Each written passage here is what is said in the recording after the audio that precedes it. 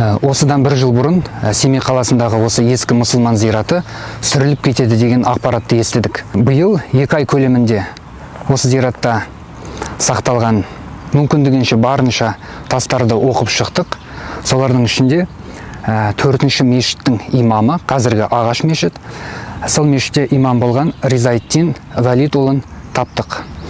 Ол кісінің қабірі зираттың оңтүстік бөлігінде тұр екен.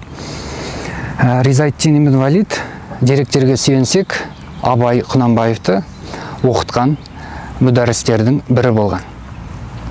Бұл тұжырымды ең алғаш Назарбаев университетінің оқытушысы Айдын Жүнісханов бастаған еді.